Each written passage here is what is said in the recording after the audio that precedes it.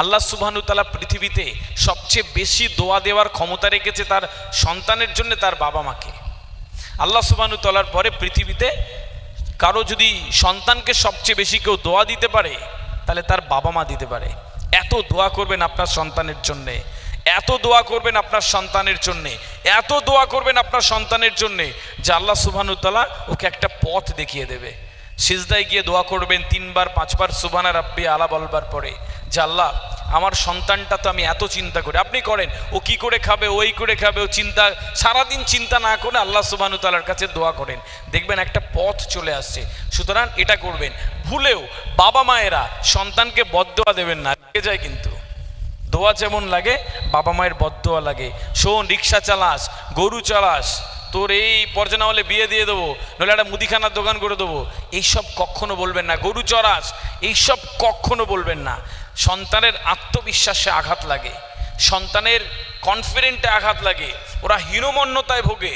ওরা ভেবে নেয় যে আমার বাবা আমাকে বিশ্বাস করে না, আমার মা আমাকে বিশ্বাস করে না, আমি কি করে বড় হব, আমি তো গরুই চালাবো, আমি তো রিক্সাই চালাবো, আমি তো এই করেই খাবো। ওরা এটা ভেবে নেয়। ওই বয়সের সাইকোলজি এরকম। আপনি ভাবুন তো, আপনি যে বয়সের মানুষ হন, আপনার পিঠ চাপড়ে এখন কেউ যদি বলে শোন না তুই এখান থেকে অত দূর যেতে পারবে, আমরা আছি তোর পাশে, আপনি নিজেই কাহা সে কাহা তাক যাবেন চিন্তাই করা যায় না। আর এই বয়সের একটা ছেলে মেয়েকে যখন বলবেন বাবা কিচ্ছু হবে না, আমি আছি তোমার পাশে, এবছর পরীক্ষায় 5 নম্বর কম পেয়েছো, কিচ্ছু হবে না, আগামী বছর তুমি ভালো করবে, বাবা আমি তোমাকে অনেক ভালোবাসি, আমি বিশ্বাস করি তুমি অনেক বড় মানুষ হবে। ওরা টকবক করা আত্মবিশ্বাস নিয়ে রাতে ঘুমাতে যায়, ওরা টকবক করা কনফিডেন্ট নিয়ে রাতে ঘুমাতে যায়।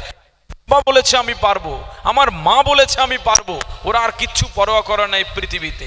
ওরা ঠিক ওই স্বপ্নের দিকে এগিয়ে যায়। আমরা উল্টোটা করি, আমরা একটা এনভায়রনমেন্ট করে দিই, তুই পারবি না। ছোট বাচ্চা, ওর দায়িত্ব দিতে হতো, 5-এ পড়ে, 7-এ পড়ে, 3-তে পড়ে, ও যখন 1 গ্লাস জল খেয়ে আনতে যাচ্ছে, শোন ও পারবে না, ওকে ছেড়ে দে। ও ছাদে কাপড়গুলো তুলতে যাচ্ছে, তুই যাচ্ছিস, বললাম তুই পারবি না, তুই যা। ওর বাজারে একটা কিছু আনতে যাচ্ছে, ওকে দিলি, ও পারবে না, ছেড়ে দে। ও ছোট থেকে বড় হচ্ছে এটা ভেবে যে আমি তো পারবো, আমাকে তো বিশ্বাস করে না। সুতরাং হ্যালো হ্যালো হ্যালো কি হ্যালো হ্যালো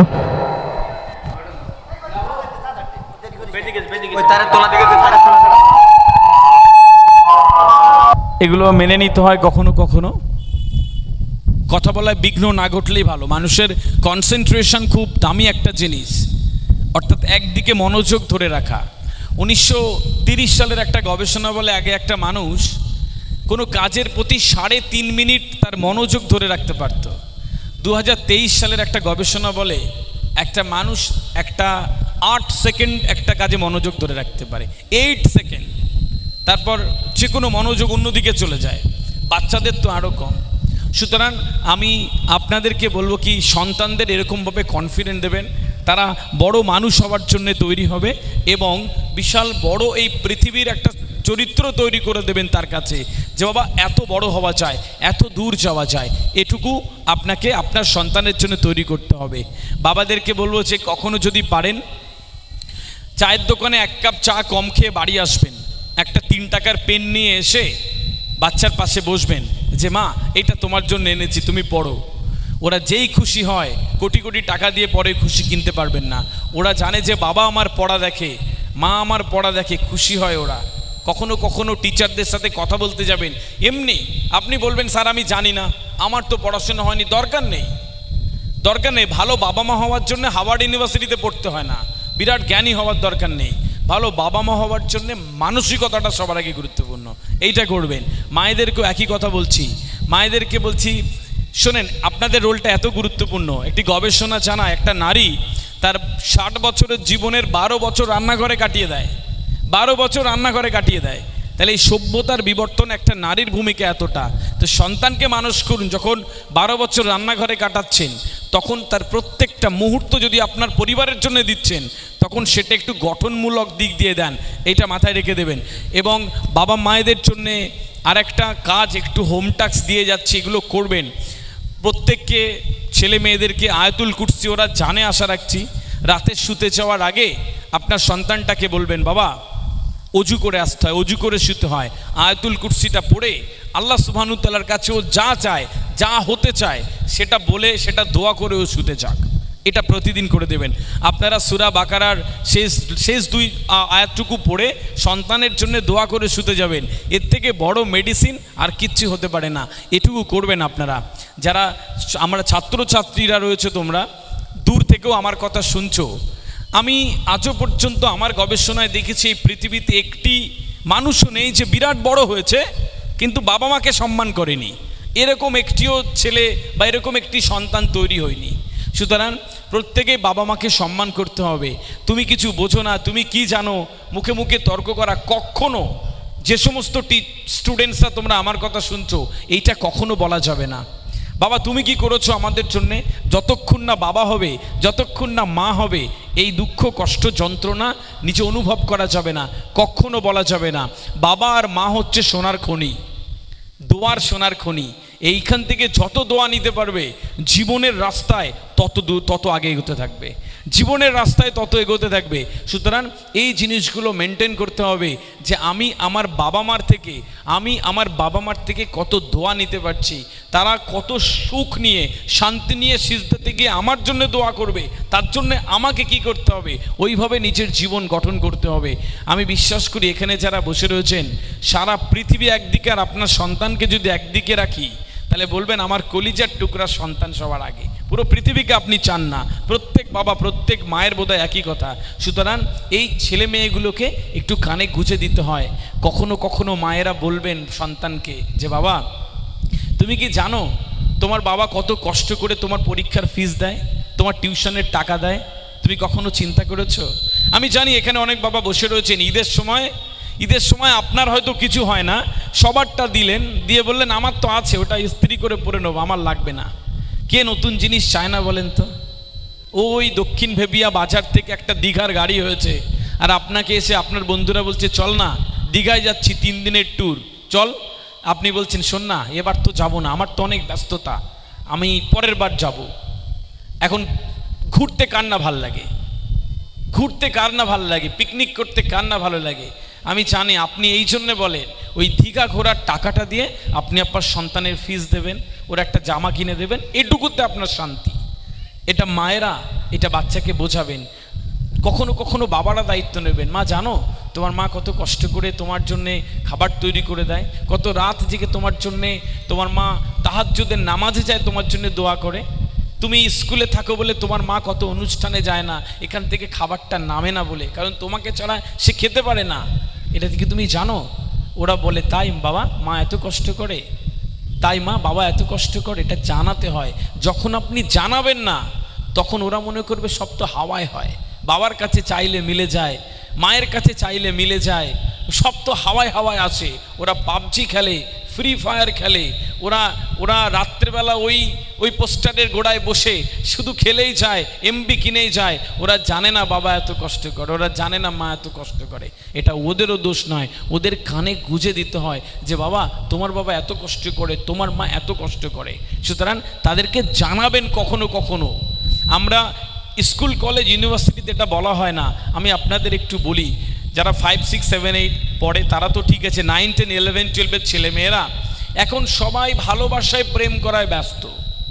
কখনো বলেছেন খেতে খেতে ডেকে আপনার 9-এ পড়া মেয়েটাকে, জানো মা আল্লাহ সুবহানাহু ওয়া তাআলা এটা পছন্দ করে না, বিয়ের আগে যে প্রেম করো ওইটা হারাম, ওইটা আল্লাহ সুবহানাহু ওয়া তাআলা পছন্দ করে না, তুমি যেন কখনো এটা করবে না, আল্লাহ সুবহানাহু ওয়া তাআলা নারাজ হয়। তুমি ডাক্তার হবে আবার হারাম করছো, এই দুটো জিনিস তো হবে না। তোমার ভোরের সূর্যটা দেখতেও ভাল লাগে, আবার ভোরে ঘুমাতেও ভাল লাগে, এই দুটো জিনিস একসাথে হয় না। কখনো রাতে খেতে খেতে আপনার 10-এ পড়া ছেলেটাকে বলেছেন যে বাবা হারাম জিনিসে যেতে নেই, তুমি একজন বড় ইঞ্জিনিয়ার হতে চাও আর হারাম জিনিস করছো, ওটা হয় না। বিয়ের পরের ভালোবাসাটা হচ্ছে হালাল হয়ে যায়, হালালে থাকো, তাহলে হালাল রুটি রুচির জন্য তুমি যা চাইছো তুমি একটা সময় পেয়ে যাবে। এইটা জলের মতন সত্যি, এটা এতটাই স্বচ্ছ। কখনো কখনো জানাবেন, আমরা তো জানাই না, যেই কিছু একটা করে ফেলে আর আমাদের তখন বিরাট ভাব এসে যায়, যাও আমাকে বাবা বলে ডাকবে না, মা বলে ডাকবে না, তুমি আমার মান সম্মান লুটিয়েছো। তাদের তো দোষ নাই, বয়স সন্ধির বিষয়, কিন্তু ওই বয়সের ছেলে মেয়েদের যদি কানে তুলে দেন, দেখবেন ওরা আর ভুল করে না। ওরা জানে যে বাবা বলেছে, মা বলেছে, এটা তো করা যাবে না। ওরা আস্তে আস্তে পিছিয়ে আসে। এই জিনিসটা বাড়ির থেকে তৈরি করে দেবেন। রাতে খাবার খাওয়ার সময় একসাথে বসে গল্প করবেন। ওরা আস্তে আস্তে চরিত্র গঠন হয় ওদের থেকে। আমি সেই বাবাকে ভালো বাবা বলি যেই বাবার কাছে তার সন্তান সবটুকু খুলে কথা বলতে পারে। কোনো একটা অপরাধ করেছে মেয়ে, কোনো একটা খারাপ কাজ করেছে ছেলে, আপনাকে এসে হাউ হাউ করে কাঁদবে আর বলবে, বাবা আমি এটা ভুল করেছি, আর করব না। বাবা আমি কি করি বলো তো? আপনি তাকে যে সমাধান দেবেন, আপনি তাকে যেভাবে আগলে রেখে নতুন পথ দেখাবেন, ও আরও কোনোদিন ওই খারাপ কাজটি করবে না। মেয়ে এসে বলবে, বাবা এটা তো করে ফেলেছে, এটা তো আর করা যায় না, এরকমভাবে করবেন। মায়ের কাছেও তাই, শাসন থাকবে। এখনকার বাচ্চাদের শাসন করবেন, ওইটা অত্যাচার করবেন, মারবেন, আপনার থেকে বিমুখ হবে। আপনার যেই ছোটোবেলার বয়স ছিল, দেখেন মনে করেন আপনার বাবা আপনাকে মেরেছে, মা মেরেছে, আপনি চোখ মুছতে মুছতে কান্না করতে করতে আবার মায়ের কাছে গেছেন, মামা করেছেন, বাবা বাবা করেছেন, মিজে গেছেন। এখনকার ছেলে মেয়েদের মারবেন, বকবেন, ওরা আপনার থেকে দূরে যাবে। যে কারণের জন্য বকেছেন ওই কারণটা আর আপনাকে বলবে না, পরবর্তীতেও আপনার থেকে লুকাতে থাকবে। সাইকোলজিক্যাল চেঞ্জেস, এভাবে সাইকোলজি চেঞ্জ হচ্ছে, ওদের থেকে ওইভাবে মেনটেন করাতে হবে। এইটা মাথায় রেখে দেবেন। বিষয় হচ্ছে যে আমার মনে হয় এই পৃথিবীতে এরকমভাবে কেউ যদি চায় তাহলে করা যায়। আজকের পর থেকে আমি জানি কি কোনো একদিন এই ভেবিয়া বাজারে বসে চা খাবেন, আর আপনার ছেলে বিরাট বড় IPS IAS হয়ে নীলবাতি লাগানো গাড়ি করে এখান থেকে ঢুকবে, আর আপনার বন্ধুরা এসে বলবে, জানিস তো তোর ছেলেকে দেখলাম ওই নীলবাতি লাগানো গাড়ি করে বাড়ি যাচ্ছে, বিরাট বড় অফিসার তো। আপনি 2 মিনিটের চা 10 মিনিটে খাবেন, আপনার সিনা তানকে বসে থাকবেন এরকম। রাতে বাড়ি ফিরবেন, সবাই ঘুমিয়ে পড়বে, ওর মাকে ডেকে তুলে গল্প করবেন, জানো তো আমার বন্ধুরা আজকে আমাদের ছেলেদের জন্য বলছিল, আমার যে কি ভালো লাগছিল। দুজনেই কাঁদবেন আমি জানি, অন্ধকার রাত, কেউ জেগে থাকবে না। ওই কান্নার যে আনন্দ একটি সন্তান তার বাবাকে আর কিচ্ছু দিয়ে দিতে পারে না। একটি সন্তান তার বাবাকে আর কিচ্ছু দিয়ে দিতে পারে না। ও বাইরে থাকবে, বউনি অন্য জায়গায় থাকবে, কিন্তু কখনো আপনি বন্ধুদেরকে বলবেন না সন্তান খেতে দেয় না, বলুন অনেক ব্যস্ত। বাবা মা এরকম হয়, সন্তানরা যারা আমার কথা শুনছো প্রত্যেকে এরকম একটা দিন এই মানুষগুলোকে দেওয়ার জন্য তৈরি থাকো। ছোট্ট একটা জীবন হেলায় নষ্ট হয়ে যায়, 1 2 3 4 করে এক একটা দিন পার হয়ে যায়। আল্লাহ সুবহানাহু ওয়া তাআলা যে জীবনটা দিয়েছে এই জীবনটা সুন্দর করে গঠন করবেন। আমরা যে জন্য আমরা এই পৃথিবীতে আছি, আল্লাহ সুবহানাহু ওয়া তাআলা আমাদের আলটিমেট ডেস্টিনেশন হচ্ছে আমরা ওপারে যাব, আল্লাহ আর একটা জীবন আমাদের হবে বেহেশত। সবাই হতে চাই। নেক সন্তান তো একটা বিরাট বড় সাদকায়ে জারিয়া, ওইটুকু করে যান। যারা রয়েছেন এখানে বসে, আপনার সন্তানের জন্য একটা সঠিক দিশা দিন। আপনার সাথে যদি আমার আর কোনোদিন দেখা না হয়, এই পৃথিবীতে যদি কোনোদিন আপনার সাথে আমার দেখা না হয়, যদি কোনোদিন মনে হয় আমার ছেলেটাকে ভালো জায়গায় পড়াবো, বিদেশে যাবে, ইউনিভার্সিটিতে পড়বে, কলেজে পড়াবে, বিরাট বড় জায়গায় যাবে, কোথায় পড়বে, কি পড়বে, কেন পড়বে, স্কলারশিপের টাকা কোথায় পাবে, সব কিছু আমি আমার অফিস থেকে সহযোগিতা করে দেবো ইনশাল্লাহ, বাই গ্রেস অফ আল্লাহ সুবহানাহু ওয়া তাআলা। যদি কখনো আপনাদের বাড়ির সন্তান কেউ পড়তে যায়, এখন পড়াশোনা করতে গেলে টাকা লাগে না, 52টা স্কলারশিপ পাওয়া যায়, স্টুডেন্টস ক্রেডিট কার্ড আছে, শুধু মানসিকতা দরকার। সন্তানকে তৈরি করবেন এভাবে। এই চলার পথে যদি কখনো মনে হয় আমার ছেলেটার কলকাতার কোনো হোস্টেলে রেখে পড়াবো, এই ইউনিভার্সিটিতে পড়াবো, এখানে চান্স পেতে গেলে কি করতে হবে, এই স্কলারশিপটা পেতে গেলে কি করতে হবে, এই মনোয়ার হোসেন গাজী এরা যারা রয়েছে যোগাযোগ করবেন আমার সাথে, সবটুকু হেল্প করে দেবো। আমি জানি এখানেও আমার স্বার্থ আছে। আপনারা তো জানবেন ভালো কথা বলা একটা ইবাদত, তাই না? ভালো কথা বলা একটা ইবাদত। আমি জানি ও ভালো করলে ফিল্ট্রেশন সিস্টেমে ওর থেকে আমিও কিছু পাবো, কারণ আমারও আলটিমেট ডেস্টিনেশন ওখানে। সূরা নাজম আয়াত নাম্বার 39 আল্লাহ সেড ইন কোরআন কি মানুষ ওইটা পায় যা সে চেষ্টা করে, মানুষ ওইটা পায় যা সে চেষ্টা করে। সুতরাং চেষ্টা করতে হবে, চেষ্টা করলে ওই জিনিসটা ধীরে ধীরে ধীরে ধীরে ঠিক মিলে যায়। अगर किसी चीज़ को सच्चे दिल से चाहो तो पूरी कायनात उसकी मिलाने की साजिश में लग जाती। मन থেকে কিছু চাইলে মিলে যায়, মন থেকে চাইবেন। আজকের পর থেকে একটা ভালো মানুষ হবার দৌড়ে যে যা যা করার দরকার সেটুকু করবেন। মায়েদের জন্য বলছি সন্তানের জন্য দোয়া করবেন, বাবাদের জন্য বলছি সন্তানের জন্য এত দোয়া করবেন, এত দোয়া করবেন, দেখবেন ও একটা দারুণ জায়গায় চলে যাচ্ছে। সন্তানকে শেখাবেন বাবা হারাম আর হালাল এইটা হয়, বাবা আল্লাহু আকবার বলবে, তাকবীরে তাহারিমা করবে, তার মানে মনে করবে তুমি এইটা বলছো আল্লাহ সর্বশ্রেষ্ঠ, সুবহান রাব্বিয়াল আলা বলছো, তার মানে এটা তুমি বুঝবে। আমরা বারবার বলছি ইহদিনাস সিরাতাল মুস্তাকিম, অথচ বুঝি নাকি সরল পথ চাইছি। এটা বুঝে পড়বে, আল্লাহ সুবহানাহু ওয়া তাআলা ঠিক ওই জিনিসটা দিয়ে দেবে। প্রত্যেকে এভাবে এগোবেন। আমি বিশ্বাস করি আরও 5 বছর পরে এখানে স্টেজ বড় হবে, এই বেঙ্গলের বড় বড় স্কলাররা এখানে এসে বসবে, এখানে জায়গা ধরবে না, বড় মাঠ লাগবে। আর আপনার সন্তানরা এখান থেকে বিরাট বড় বড় অফিসার হওয়ার জন্যে, ডাক্তার হওয়ার জন্যে, বিরাট বড় ইঞ্জিনিয়ার হওয়ার জন্যে, বিজনেস ম্যাগনেট হওয়ার জন্যে এখান থেকে কৃতি সন্তানের পুরস্কার নেবে। আর আপনি বাবা হিসেবে ওখান থেকে দেখবেন, আপনি মা হিসেবে ওখান থেকে দেখবেন, এর থেকে ভালো অনুভূতি আপনাকে আর কিচ্ছু দিতে পারে না। ইনশাআল্লাহ সেই পথটা রচিত হচ্ছে ধীরে ধীরে, আগামী দিন এটুক হবে। আমি বিশ্বাস করি মন থেকে কিছু চাইলে মিলে যায়। যার স্বপ্নের আয়তন যত বড় তার সাফল্যের আয়তন তত বেশি।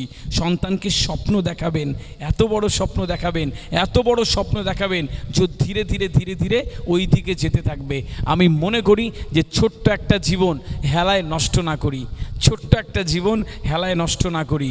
দেখবেন এদিক ওদিক করতে করতে জীবনের একটা সময় চলে যায়, কিন্তু প্রত্যেককে আমাদের এই জীবনের হিসাব তো দিতে হবে। আমি কতটা কাজ করেছি বলবেন সন্তানদেরকে নিজেরাও। একটি রিসার্চ জানাচ্ছে যে আমাদের যে হাই ব্লাড প্রেশার, সুগার, এত শরীর খারাপ হচ্ছে, আমাদের যে রাতে বালিশে মাথা দিলে ঘুম আসে না। আমেরিকার কিছু ইউনিভার্সিটি গবেষণা করে দেখেছে যে 2-3টে ছোট ছোট আপনারাও করেন সেই কথাগুলো বলছি, যে হয়তো কোথাও যাচ্ছেন, একটা ভ্যানওয়ালা সে কিছু নিয়ে যাচ্ছে, ভ্যানে একটা একটু চড়াই আছে, ও উঠতে পারছে না, বাইক থেকে গাড়ি থেকে নেমে একটু ঠেলে দেন। এইটুকু আপনাকে যে প্রশান্তি দেবে, এটা একটা হরমোনাল ডিসফাংশন হয়, আমাদেরকে শুকিয়ে রাখে। খুব গরম পড়েছে, খুব অসহায় কিছু মানুষ আছে, 10 টাকা দিয়ে 2টো পানির বোতল কিনে দেন, দেওয়ার পরে চলে যাবেন, যে অনুভূতি হবে সেটার আপনাকে খুশি রাখে।